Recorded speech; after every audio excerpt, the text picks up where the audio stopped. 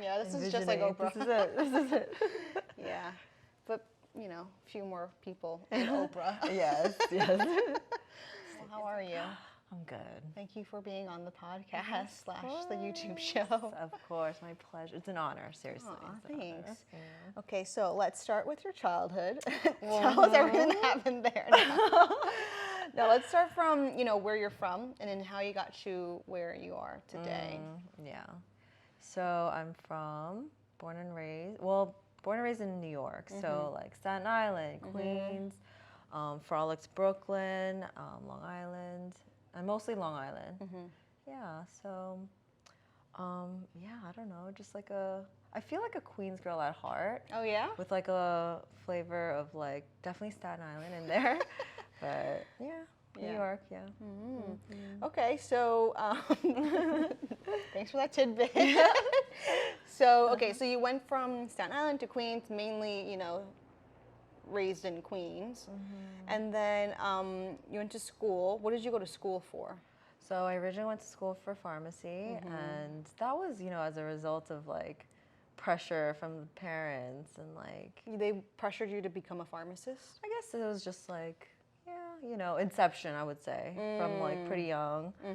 It's a safe career. It's, you know, health related. It's never, the industry is recession proof and things like that. So I was like compliant because I was a good Asian daughter. So I was like, okay, let me do that. And so I went in there and I quickly found that I just didn't really like that industry. But yeah, so then I went into L'Oreal and I just felt like the opportunities were endless and I could go any route and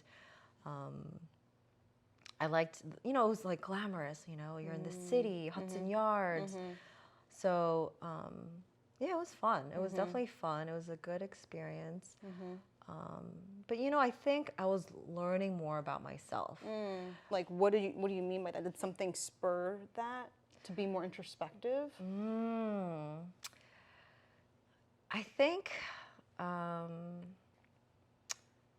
yeah. So I guess like my expectations working at L'Oreal were very different than the reality of it, and I think I romanticized it. Like, I'm gonna do great things in my role and then like, you know, like work my way through, you know, not the ladder per se, but like maybe different departments, like really learn the business, like holistically. Like that excited me, that I would learn the L'Oreal way, right? Right. Like really be like mentored and nurtured and kind of taken under their wings in a sense. Yeah. Yeah.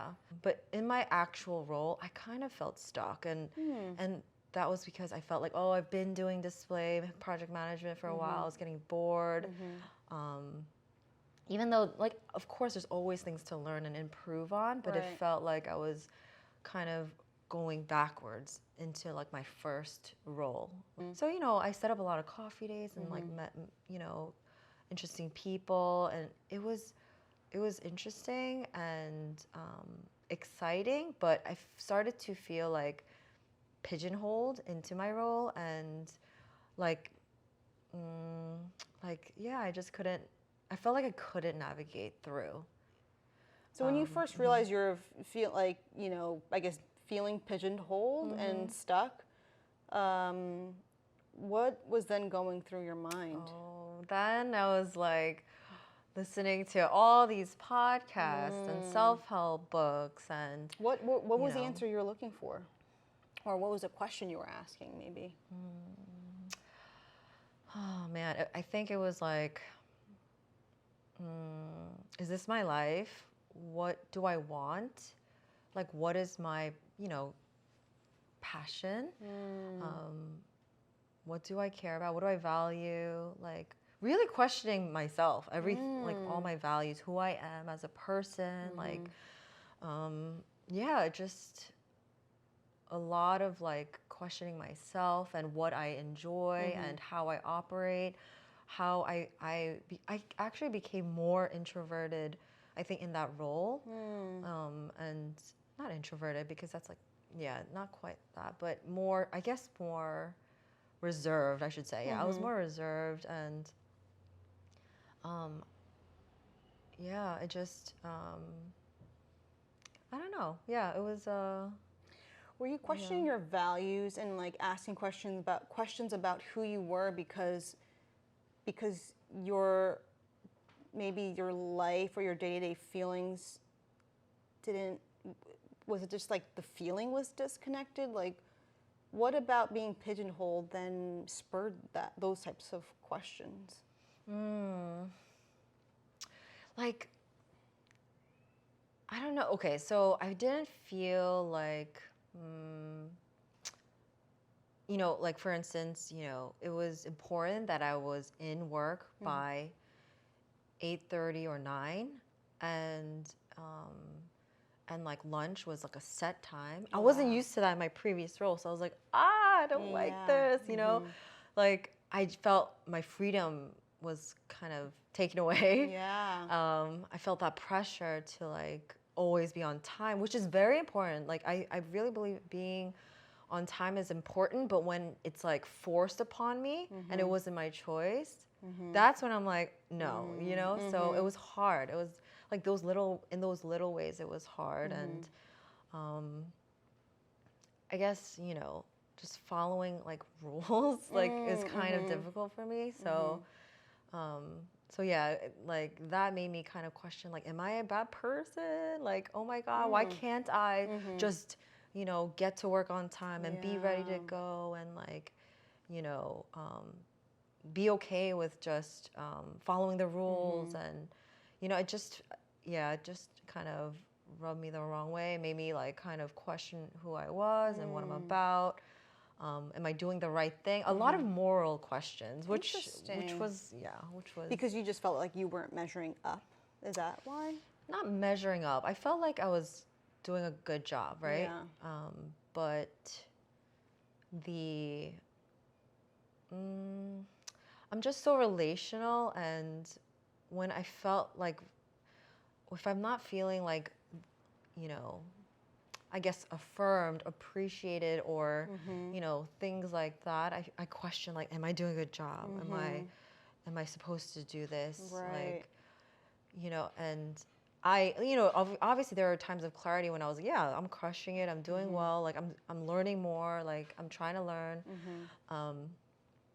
But yeah, there were, there's a lot of moral questions, and yeah, I found myself just disconnecting from my work. Like I had two separate people at that point. Like there was a work Sarah and then a, home real Sarah, and that I didn't like. Yeah. What were the key differences? I guess I felt like I needed to always be on at work.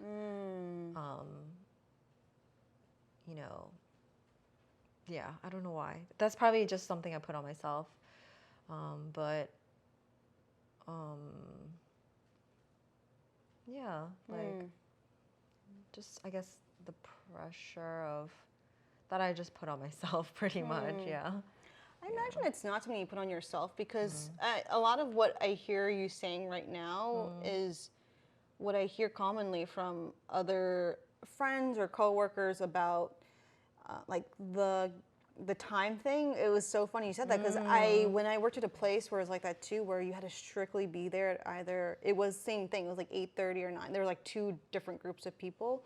Like people really struggled with that, you know. And then there's lots of other companies where you kind of come in at your own time, and so whatever the culture, the way it's shifted, where people want to come in when they want to come in, just get their work done, kind of a thing. And I think a lot of people do struggle with you got to be at your desk by 8:30 or 9 o'clock, and then you're whatever, like that punctuality thing. And then the always on, the anxiety of like, I got to always check my email, I have to always check my Slacks, make sure I don't miss anything. I just feel like so much of that is so common. And maybe what you're realizing in that moment is this how I want to live my life, because what you're saying is like, you said, is this my life? Is there another way to live maybe? Yeah. Is that a little bit of some of the like the thoughts you were having? Exactly. What did you find, I guess, during this time of like self-reflection and discovery? Like, what did you identify were your values?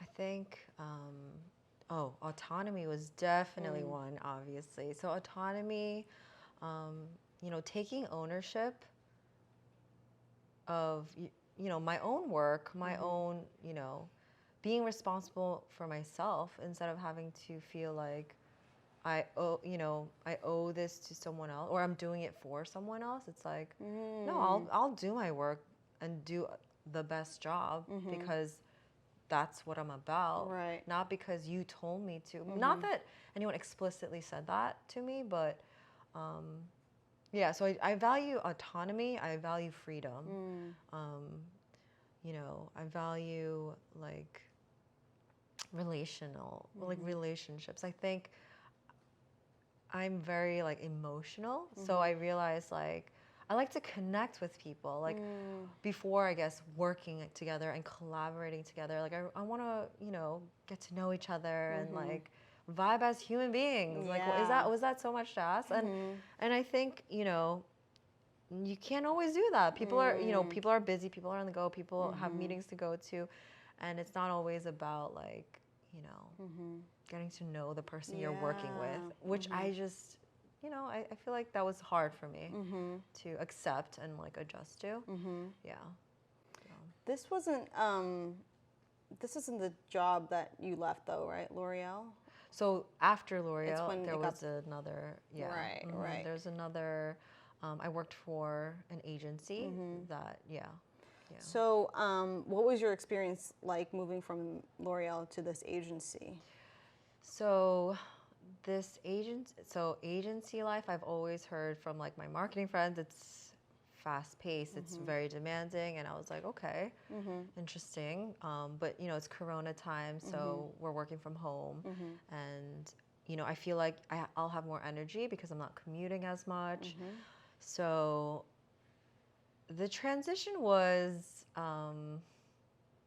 it was interesting because agency life, especially when it's new business, it's like there's a lot of adjustment period, a lot of learning what the client wants. And because I was the client before, it's like, trying to, I guess, like connect the two worlds in a way where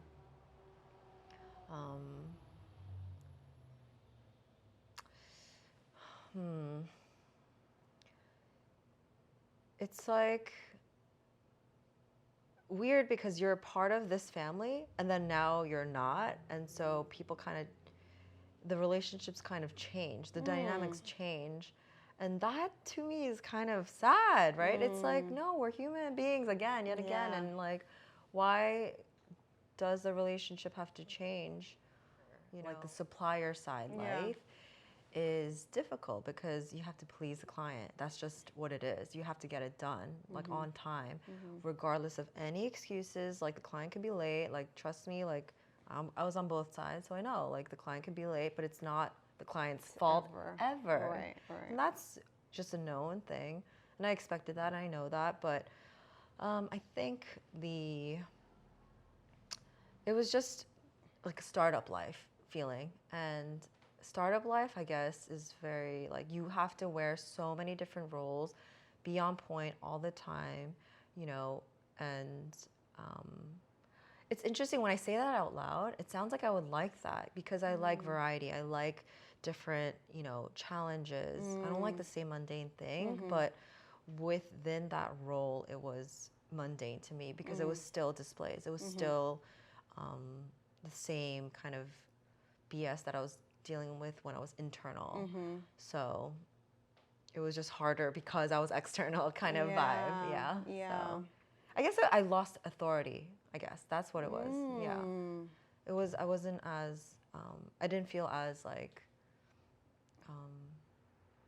like this is what it's gonna be. Like, even though like this is what I recommend, and this is how we're gonna execute it. Because as a client, this is what I recommend. This is how it's gonna pretty much go. Whereas on like the supplier agency side, it's yes. Might as well just tell me what to do, and I'll do it. Kind Right? of, yeah. Like you lost any sort of voice and authority in the space because it's like I'm just gonna do what you tell me to do at the end of the day. But but then I can't But then that's rough to swallow and accept. So. What about that? Like, fine, I'll just do what you want me to do. Right. Oh, right. like You're like, no, not me. Yeah. So, what was what do you remember the day-to-day feeling was like? Oh, it was rough. Like, don't get me wrong. Monday mornings we had like a huge team meeting within the agency side because we needed a pep talk to get into each week. Because everybody else felt the same way. Right. Did you ever talk? Did you guys ever talk to each other like, "Yo, are you feeling this too?" And yes. So absolutely. what were those conversations like? Did that not help, or I don't know? People would always ask, like, was it this crazy when you were internal? And I'm like, not quite. It was crazy, but it's a different kind of crazy and different level of crazy, I guess. But yeah, we would definitely, like within the team, we would all like try to, we would talk and vent and like try to figure things out together. There's a lot of new learnings and teaching, training my teammates, things like that, the way like L'Oreal operates and just, kind of tidbits like that. But like for, since day one, I think, because I actually came on board because my previous team from my L'Oreal role, she had quit that role in the agency side. Yeah. So I took her role and, she had kind of, given me the lowdown and like her own situation and why she had to leave, which didn't like scare me off at first. What did she say?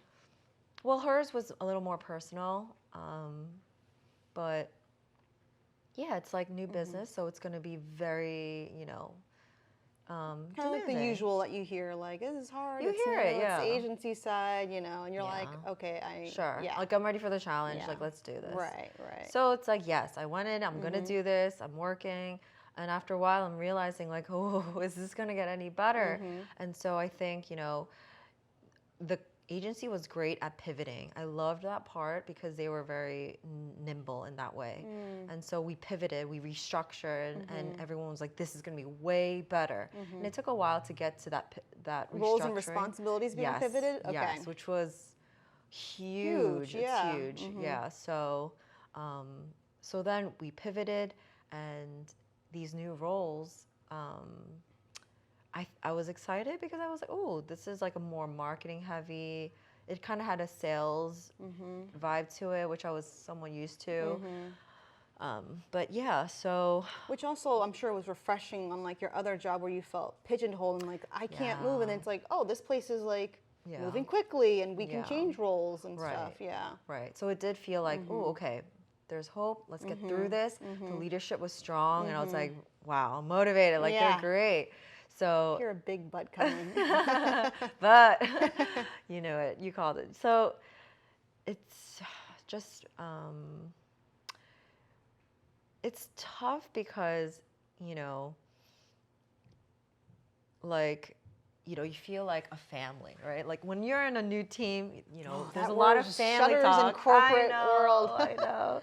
There's a lot of family talk and it. Was there a recurring phrase that they would use? Well, we're just in a swirl, but we're gonna get through this. We're gonna get through this because it was one hell of a swirl. So, but yeah, like the family talk was good for a while, but it's like, I don't know. Like there was a point when it started feeling very hopeless. And then it was like my mental health was suffering, my physical health was suffering. Why did it start feeling hopeless? Because I felt like things weren't going to get better. Like it felt like week after week we were having the same troubles, like hurdles, butting heads with, you know, the client sometimes, which is like, you know, that's, you don't want to do that, but it was getting to that point. And so it's like hope lifted and then nothing happens, like, oh. And then hope lifted, nothing happens. And then enough of that, then you're just like, okay, it's never going to change, kind of a... That's kind of, that's where I was at. Yeah. Did you ever have these types of conversations with your direct supervisor?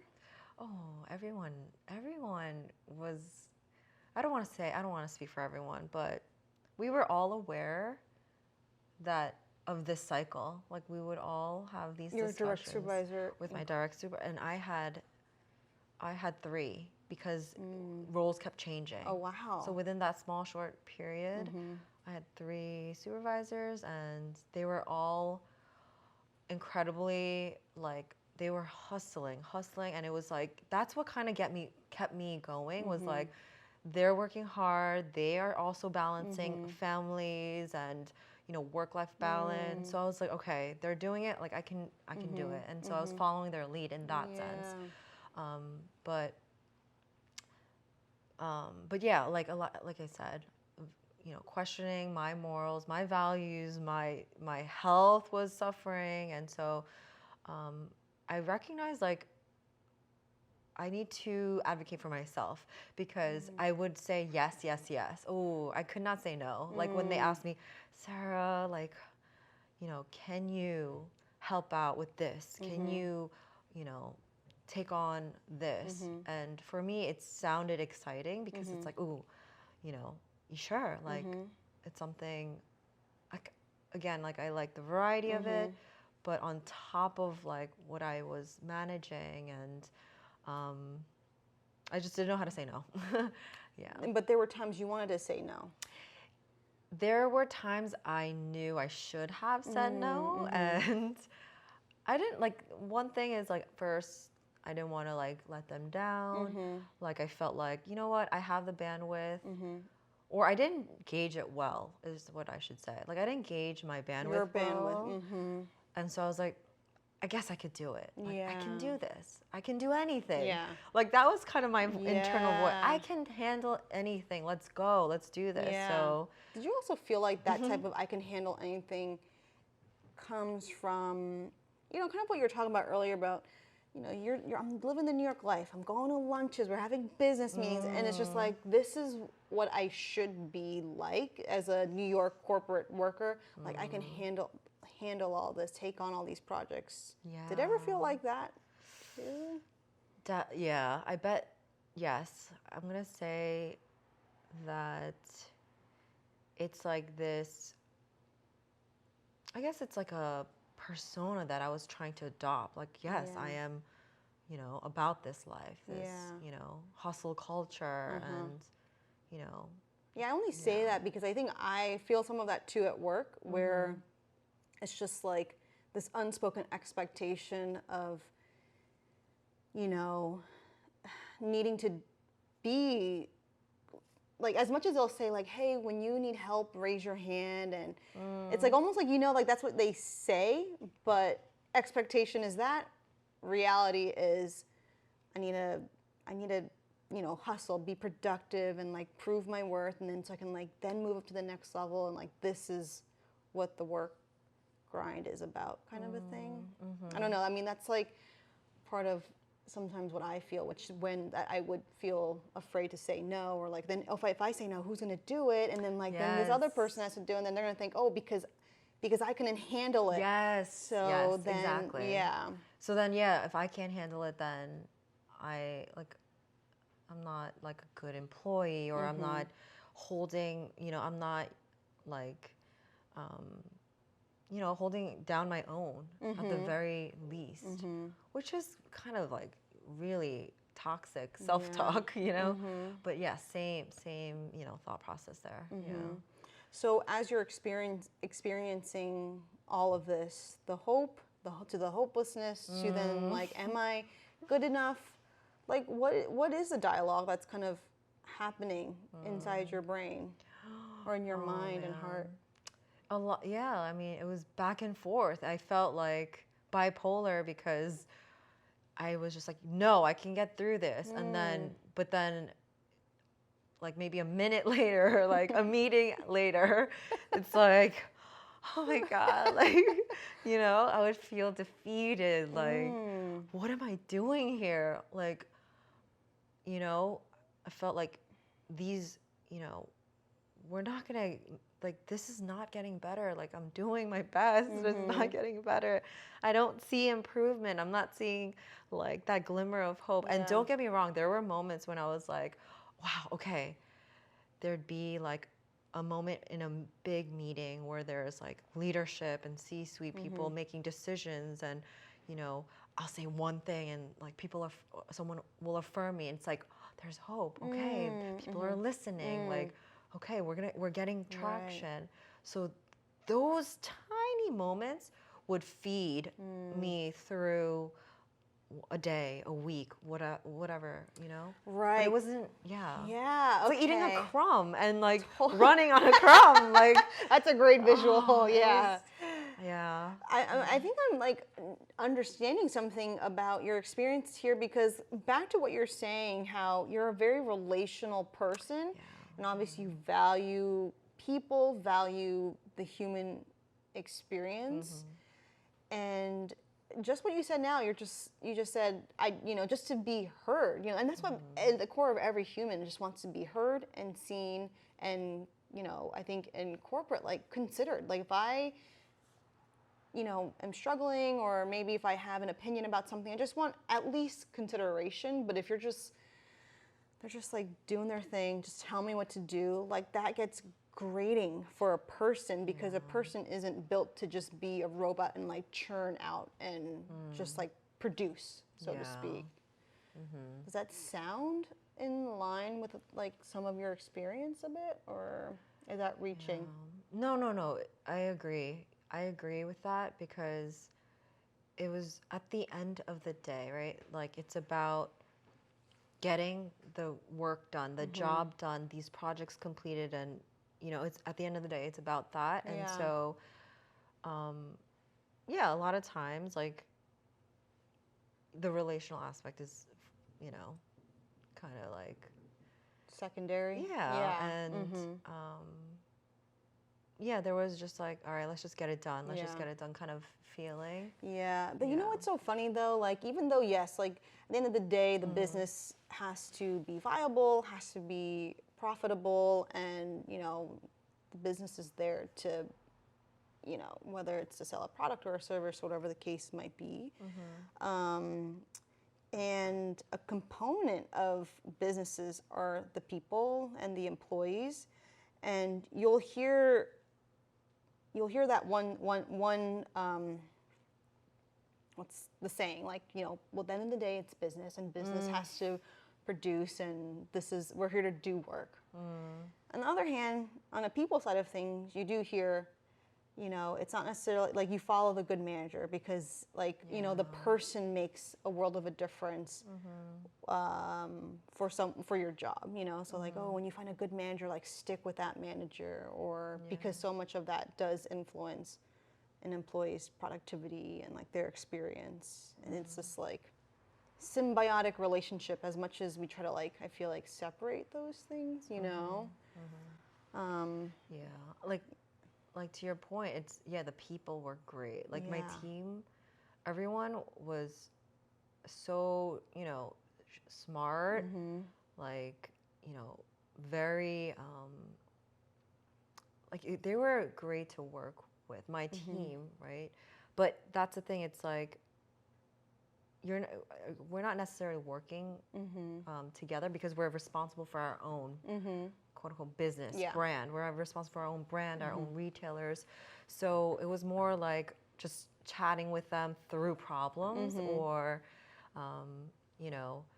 venting and like kind of like relieving some of that pressure and stress. So that was like, so the people were great, but I think it's not, at the end of the day, you still feel disconnected. First of all, we're in the pandemic, so we're all working from home. I've never met these people like only through, Teams. And so there's just in those moments of like, like just frustration. Yes, we would chat each other on the side and stuff, but I don't know. I guess for me it was like tough that like there wasn't like a physical presence, Right. And yeah. What were you hoping would happen at this company or your job that wasn't happening, that you needed? Like, what was it change you needed for it to work for you? You know what? I think I knew it wasn't working. Like, I knew it wasn't going to work for me, because then I realized, even when I was at L'Oreal, I was like, oh, I'm done with kind of the 9 to 5, but I had taken on this role because it was a sure thing. Like, I spoke to the person, I got through interviews very quickly because, I was coming from internal and it was a big asset. So it was COVID, we had just bought our home and we were in debt. So I was like, okay, I need to work. Let's get to work. So I took on the role, but I knew in my heart, like, this was going to be a grind, like you said, grading. So I think I kind of made up my mind already once it was very difficult day to day, like, and feeling hopeless. I kind of made up my mind, like, oh, nothing is going to make this better. And that's why, like, I quit, right? Because I felt that way. Like, I felt like, don't get me wrong.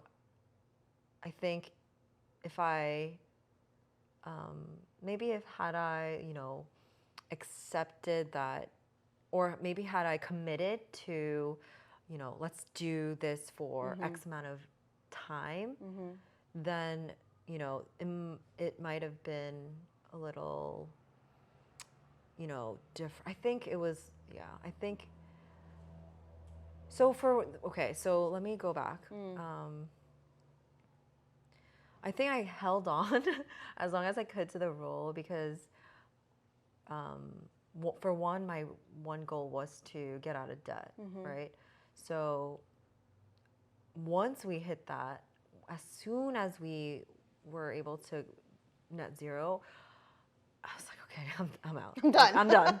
I'm done. I did my part. And like, I've been speaking to my husband about this. Like, he has seen, because we're working from home, he's seen me crying. Like, don't get me wrong. Like, it sounds like, I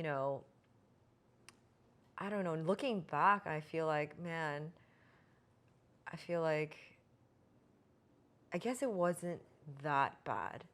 Because now time has passed, but being in there, it was unbearable, like emotionally draining. Yeah. Like, now that I have had time off and time to reflect, like, I feel like refreshed. I feel like maybe it was COVID, pandemic, the pressure, just like, the imbalance of work-life balance and, not being able to socialize with friends and family. What was causing you to cry? Like, what was the hard part of, like, what was I guess triggering those strong emotions? And because, like, earlier I'm thinking, like, okay, maybe this is just not a fit for me because I need a more relational dynamic and I can't just produce. But it's like you were like struggling. Just the day-to-day was just, you were just not happy. Like, what were like some of the specific things happening that led to these moments? First of all, we would have super long meetings. Like, those are so People, shorten your meetings. Please. Or have an agenda, a clear purpose. Right. Like, it was painful. Like, we would have meeting after meeting after meeting and then expect to get our work done on a timely manner and answer all these emails and get answers quickly. And, we're between a client and a supplier and there's even a creative team and, and then approvals of multiple levels. Right. So that's I think for me, I like the nimbleness of, that's why I love autonomy, because we can make decisions. Like I can bounce ideas off of like maybe 3 people and we could make a decision versus Right. the endless meetings, the endless iterations, and the power dynamics and What about the power dynamics?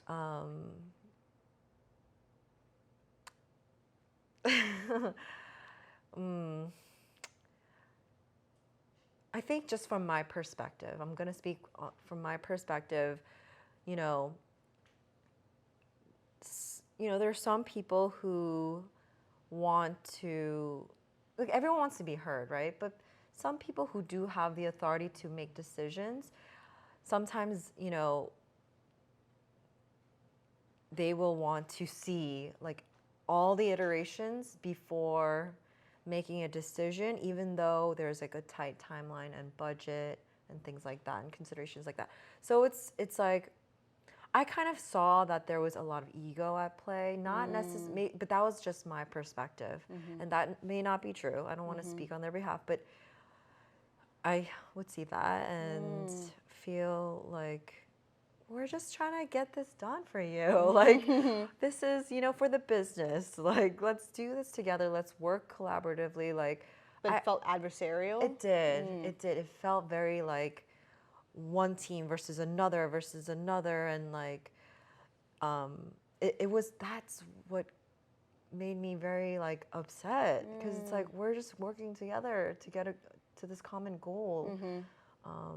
And, I'm going to preface, I am sensitive. So, seeing like people kind of argue, even though it's like professional kind of arguing, it sucks. It sucks to like experience that or see that and witness that or be part of the argument or, what have you. So, yeah, I mean, I just want, I'm idealistic, right? I just want everyone to get along and let's get this job rolling. Let's get it done. Like, let's get to know each other and understand each other, be empathetic towards our circumstances. But at the end of the day, like, we have deadlines. So let's try our best, and I understand if you can't get to something, I understand. So we have a little leeway. Like, we would have, let's say we had a lead time of 8 weeks.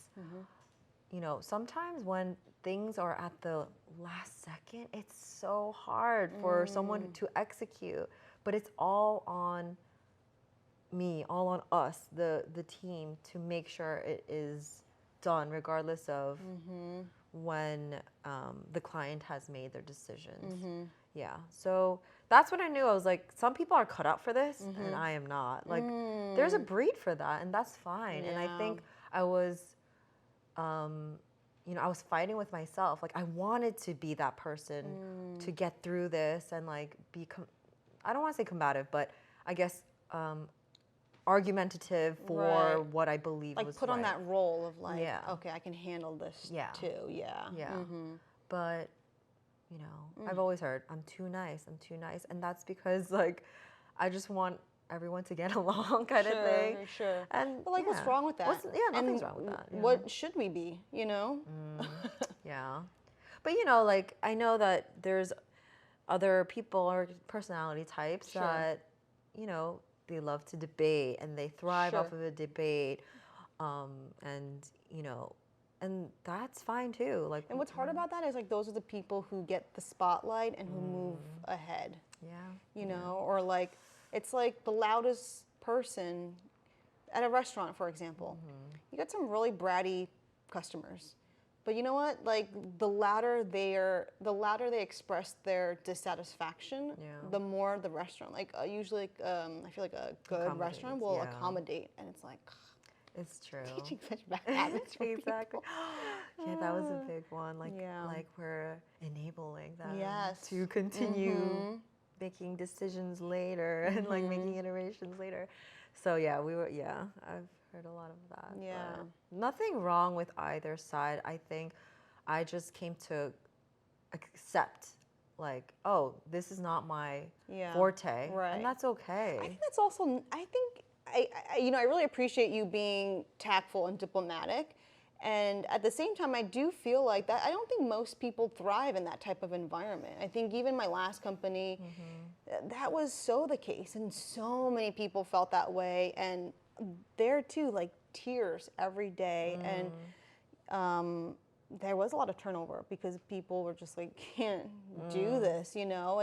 And from hearing what you're saying too, it does sound like unrealistic expectations. How do you expect someone to be in a meeting all day, be on top of emails, at the same time respond to a client, at the same time have the time to do the work that actually needs to get done? It's like, hey, I'm only one person, there's only so many hours in the day, so like mathematically, that too also just doesn't make sense, you know, which is I think where you do see the people working like past working hours into like 10, 12 in the morning, why I need to always be on, and it's like never ending. Yeah. And then like to your point where you're saying like now I look back and feel like, oh, maybe it's not so bad because you said I'm rejuvenated now. I needed time to rest, you know? And I think that is the key. Like we're all human, and you know, having our time and space to do that. And I'm sure there are people who grind out like that. Maybe some people are built for that, or maybe some people are not even aware of like what's happening, like they're degrading but not even realizing it.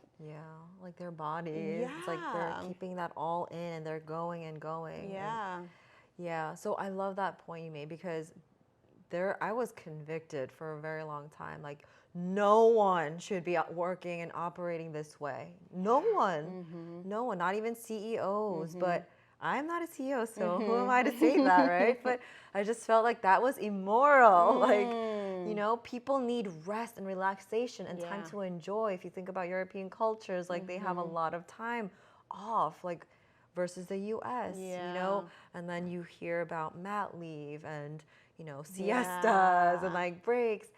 It's so important, but like that is not promoted, and it sucks because, you know, it's like if your leaders or, you know, just your peers are working overtime, overdrive over the weekend and on their phones, on their emails, like you kind of want to catch up. You kind of want to be with, if not, you know, faster, you want to at least keep up with that pace. Yeah. So that's a good point. That's not sustainable. Yeah. Like I just don't believe that people are meant to work that way. You know, like we need space and time. Like we need time to rejuvenate, spend time with our families, like like just, I don't like the greed. I don't like the greed of I'm not going to speak on this industry, but like corporate greed in the sense of like, hurry, we have to make money and we have to beat the competition. We have to, you know, whatever that is. Like, I just don't like the greed. Yeah. It's like, let's enjoy each other. Like, you know, let's just, like, this is life. Like, we're all here together in this time period together. Like, let's make the best of it. Like, yeah, some people will definitely work harder than others, and great, like, you know, kudos to you. And, you know, some people will be slower. Don't condemn them. Like, we are all at our own pace. Like, we operate differently. I tell my husband, like, we have different OS, like, operating systems, like, you know, and that's fine. Like, it's not, you're not right, I'm not right. Like, it's not like a right, wrong thing. It's just, we operate differently. And that's when I realized, like, oh, this is why culture is so important, work culture. Like, if the work culture is such that everyone is working on Sundays and weekends, like, that's a red flag. That's a problem. Yeah. Unless you thrive from that, unless you like that, then by all means, yes. But for me, I realized, like, very clearly on, like, no, work is not my life. My career is not priority. Like, don't get me wrong, I do have huge aspirations and dreams, but I think balance is necessary for we're beyond just our titles and, you know, man, it's hard. It's like we're more than just like our impact on the world. Yeah. Like, Oh, yes, you please know, elaborate on that. Yeah. I think like, you know, we all want to make an impact. Like we all want to, well, I'll speak for myself. Like, you know, I really do want to make an impact on this world and make this world a better place. I want to make money, of course, you know, but when it's at the expense of others and of myself and health, like I don't see that being worth it. And this might be just the season I'm in right now, but I really believe, and I felt like that, I guess, first, you know, while working in corporate, like work life, I don't like saying that, but it's like, let's, oh man, like, you know, family time, friends. Like when you read those interviews or see those videos of those, you know, grandpas and grandmas like giving advice, like spend more time with your kids, your friends, like go to that soccer game or whatever. You know, they say stuff like that, and I believe that because what you really, I think it really like hits hard when, you know, someone you know is impacted, like their health is impacted, or when someone passes, that's when I feel like we all get a wake-up call. Like, oh, life is so short. Like, am I like just kind of wasting away working towards, you know, making sure these displays go in Walmart or like, you know, like as important as that is too on, you know, independently, like, yeah, I just felt like my relationships matter, my health matters, you know, the health of my dog matters, like all these like, you know, more. Oh, I love that you said that.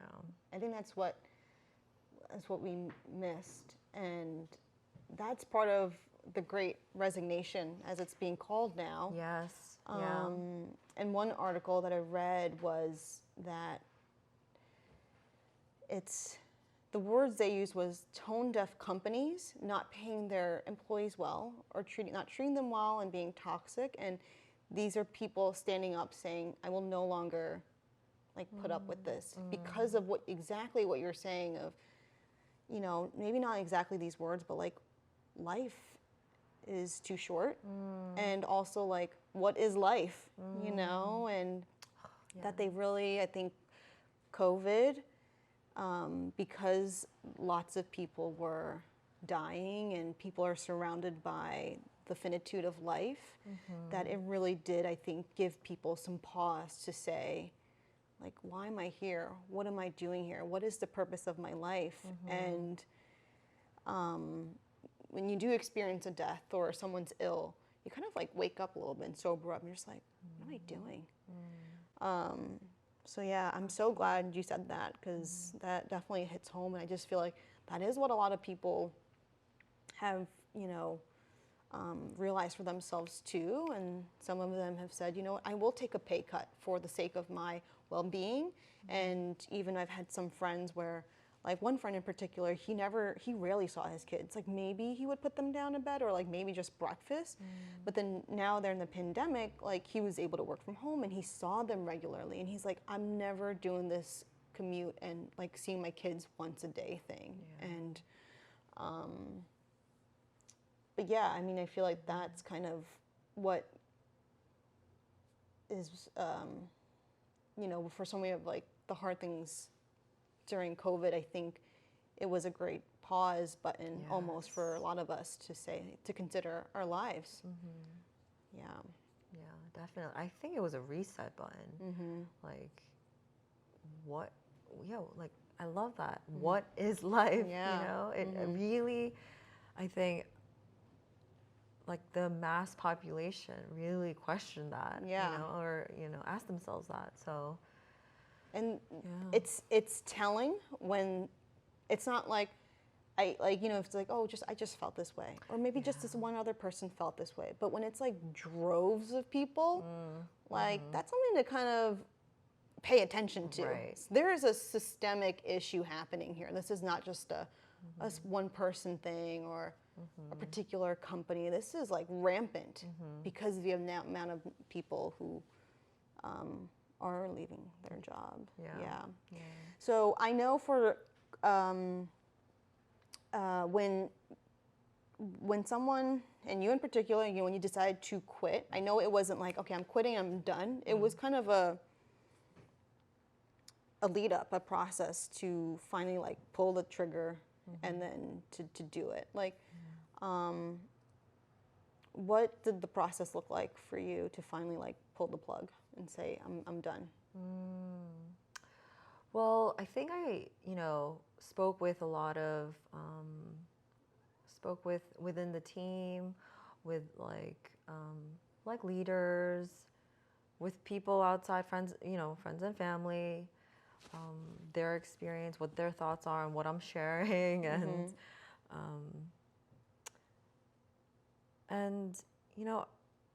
I think there's like a lot of, like I said, it was a lot of back and forth, like you're going to be a quitter, or like you're going to leave your team. Like that was internal in my own head, but you're abandoning your team when it's like rough, like I just felt like a soldier, and I didn't want to abandon like like this is so there was that part that like kept the guilt going. Oh my God. And that takes a toll on the on the mental health, right? Like it was rough. So but then I guess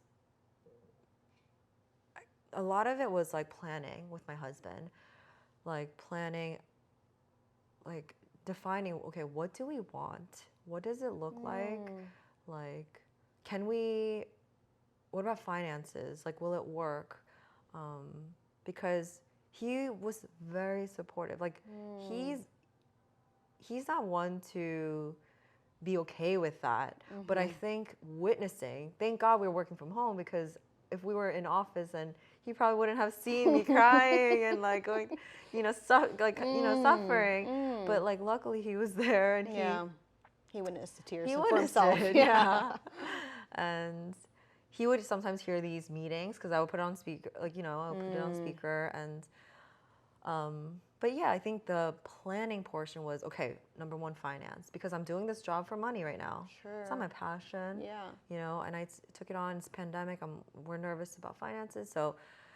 So financially, can we do it? And I think, for a while we're like, let's try to have a nest egg first before considering quitting.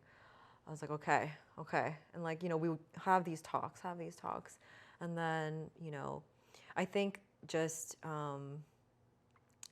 one leader in the team, who was on the L'Oreal team previously, he would be very encouraging, because he would give, he would say, well, what kind of role would work, and, things like that.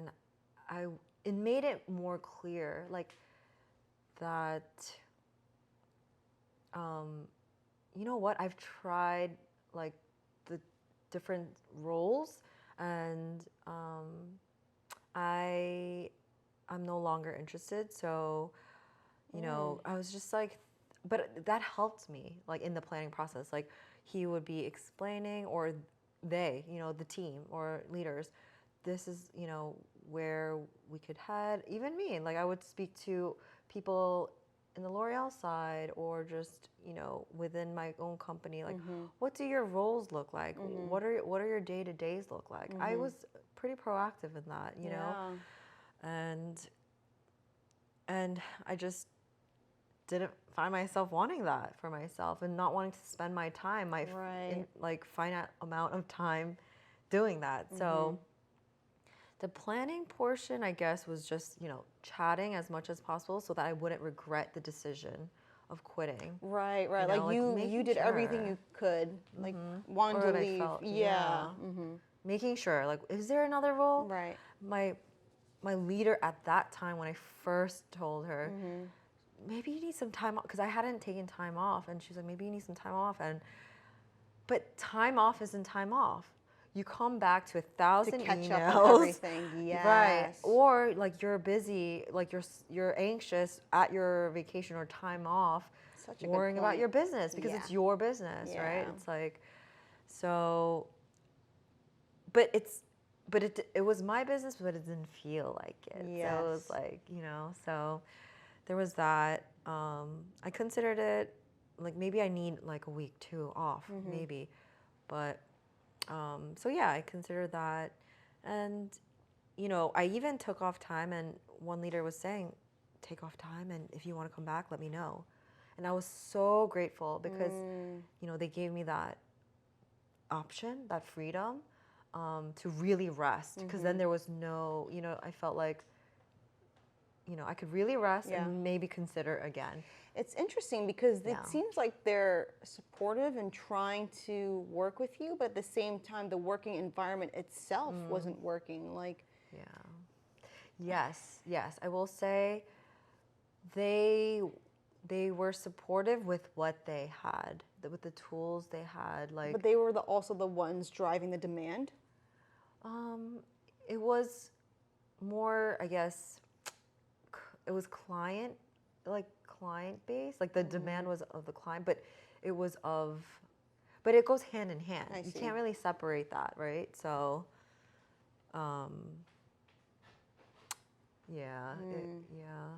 So you realized it was time to go because no matter what the role was, you're just like, I'm not interested, which was an indicator for you. And then there was going to be another restructuring. So that's what also helped, because there was going to be another shift, and I was like, I can't wait any further to see if this shift and this reorg will work. So let me just let them know so that they can plan accordingly, And I didn't want to like drag them along either. And I think a couple of coworkers have told me, like, who have quit before me, they were like, it's not that, yes, it's like definitely quitting, but it's also giving someone else an opportunity to get a shot at it and get, like, maybe someone who might like it, more aligned with it, more excited about the role. So it's like, that made me feel better, because it was like, if I don't appreciate this role, I'm not fit for this role, if I'm struggling with this role, then like, why not give someone else the opportunity? Like, I think I felt peace with that, versus like the inner dialogue of like, you're abandoning your team, you're leaving. Right. That's more palatable. Yeah. So, so now that you left, it's been, several months. Yes. And the bell is tolling. Yes. I guess, what do you feel now after you've left and about your decision? I'm very grateful. I think I'm just so very grateful that I can even make that decision, And like, if I think about the previous generation, like my parents' generation, did they have this option? There's a lot of that guilt, right? Yeah. And that I'm working through, and I continue to work through, but I'm more at peace because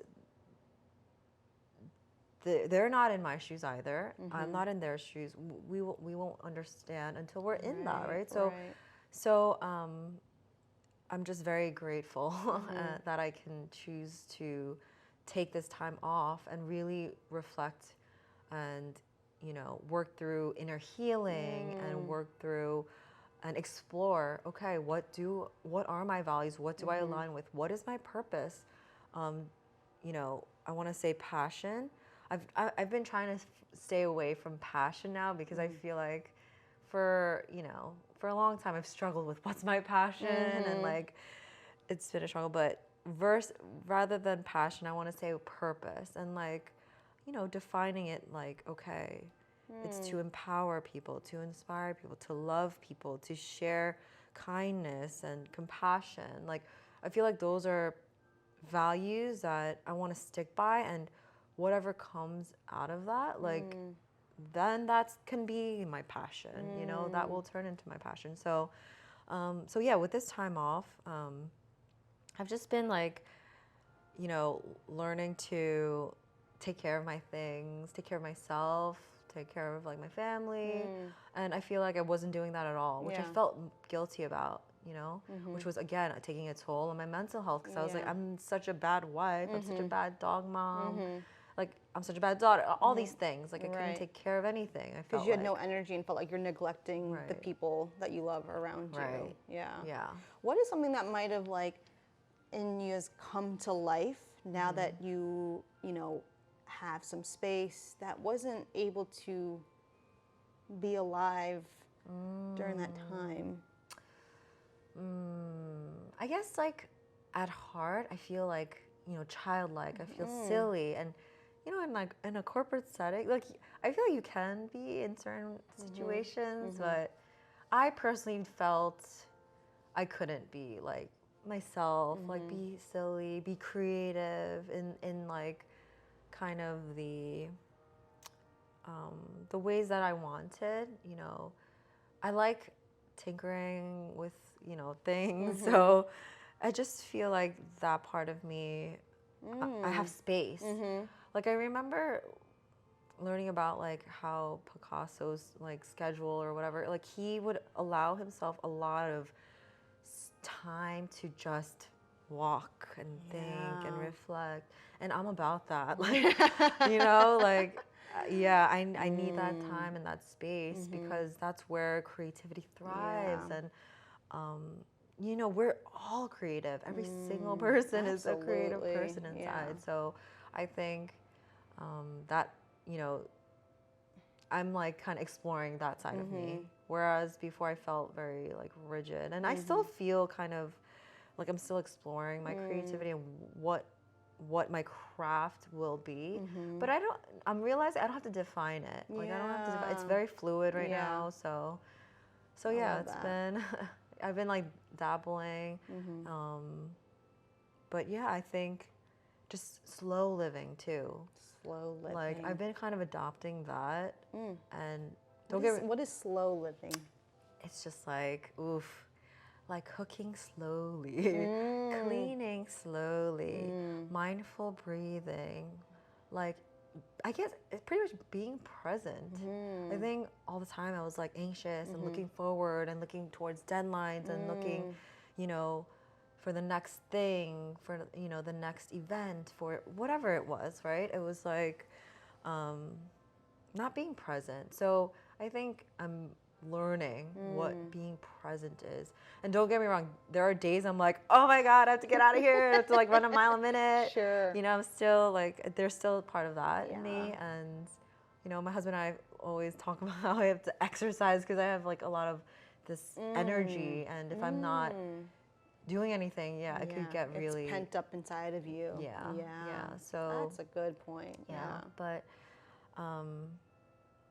so yeah, just like being present and enjoying, like, Love that. you know, like understanding who I am and enjoying that, I guess.